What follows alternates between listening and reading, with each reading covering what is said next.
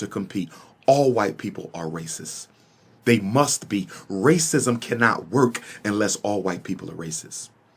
Racism is a group system of domination and monopolization of resources, privileges, and opportunities that are selfishly guarded by one group and used to disadvantage all members of another group. White people cannot opt out.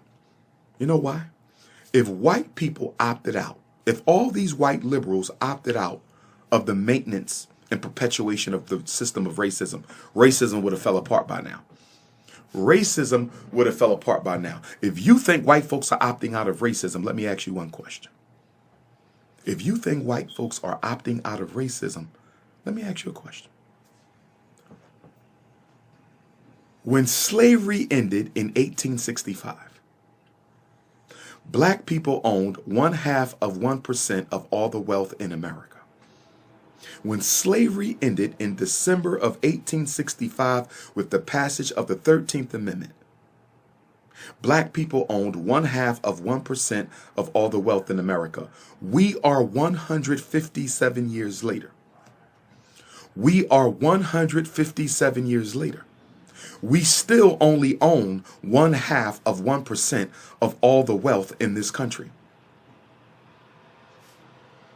If the pot of whites who believe in equality with blacks has grown, if the pot of whites who believe in equality with blacks have grown in these 157 years, if that is the case, the pot of whites who have grown in their belief in equality with blacks, it has expanded. We have more white people now than ever before who claim to believe in equality for blacks. If that is more than lip service, why do Africans still only own 0.5% of all the wealth in this country? It is impossible. I'm trying to get you to see. In order for racism to survive, all white people must participate. There are no opt-outs. In order for a team to win a football game, a basketball game, a baseball game, a hockey game, a volleyball game, everybody got to participate. You can't have a weak link.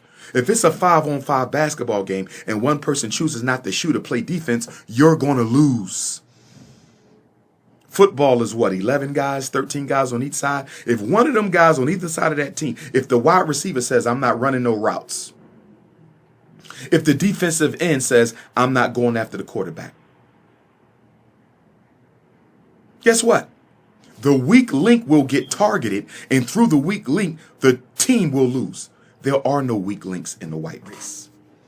The white liberal is just as racist as the white conservative. The white Democrat is just as racist as the white Republican. That's right. Racism is a group system. All whites participate. It's the only way they can guarantee domination of resources, opportunities, and rewards. So for my white fans who follow my work, I'm not saying you're a bigot. I'm saying you are a racist. It's still not a good thing to be a racist. It's still not a good thing to be a racist. Okay? But your racism is about the business of white domination. It's not necessarily about the business of black genocide. Not necessarily. But genocide is without question an extension of racism. But I would argue that genocide, to some degree, would more appropriately fall under bigotry. But I still think genocide is the prerogative of every white race as well, to an extent, because of the Africans' ability to repopulate every other race out of existence. So genocide has to be a concern. It has to be a concern. So I'm going to move on from this topic of all white people are racist. I'm going to have to revisit this over and over again because of the political indoctrination of black religion and white media. I'm going to have to review this over and over again because of the political indoctrination of white media and black religion. They have done a thorough job on the collective consciousness of black folks to the point that we don't understand racism at all, and we don't understand collective group interest because we have none. Negroes in America do not understand collective group interest because we have none. We would rather fight than forge a way forward for ourselves.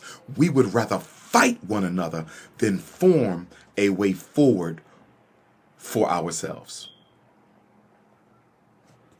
And this is one of the reasons why the snow bunny crisis. This is one of the reasons why the snow bunny crisis is such a problem for us as African people, because that white wife of the black man is still a racist.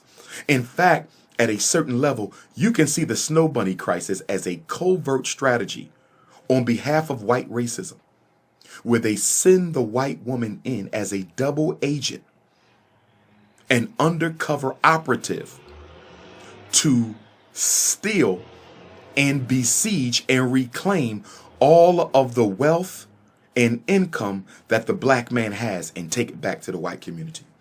I'm going to say this again. At a military level, the snow bunny crisis is an attempt by the white power structure sending in white women to psychologically disarm these ridiculously politically uneducated black males in an attempt to steal, besiege, reclaim their wealth, assets, and income and take it back to the white community. Have you ever played Capture the Flag? Have you ever played Capture the Flag? When I was in high school, I belonged to a Boy Scout troop, Scotland School for Veterans Children. And we would go play Capture the Flag on the camping trips. And Capture the Flag was you had to go into the other people's territory, get their flag, and bring it back to your side. That's what the white woman is doing with the black man. She's playing not capture the flag. She's playing capture the bag, not capture the flag. She's playing capture the bag. Instead of going to get the flag and bring it back to the black community, she's coming back with the bag. Retirement, insurance, wealth, assets, investments, income streams. That's what she's doing. She's psychologically disarming the black man with sex and emotion. And she's taking all his assets back to the black community. Tiger Woods, Kobe Bryant, rest in peace. The list goes on and on and on. Marvelous Marvin Hagler, the list, rest in peace. The list goes on and on and on. All these white women taking from the most financially elite black men in the country and taking it right back there to their community. The snow bunny crisis is nothing more than a political version of capture the flag. And instead of capturing the flag, these white women are sneaking into the black community and capturing the bag of financially elite black men. Let me go to white people don't share power with black folks. White people do not share power. And any white person watching this, you know I'm telling you the truth. And it's not just white people. No race shares power with another race.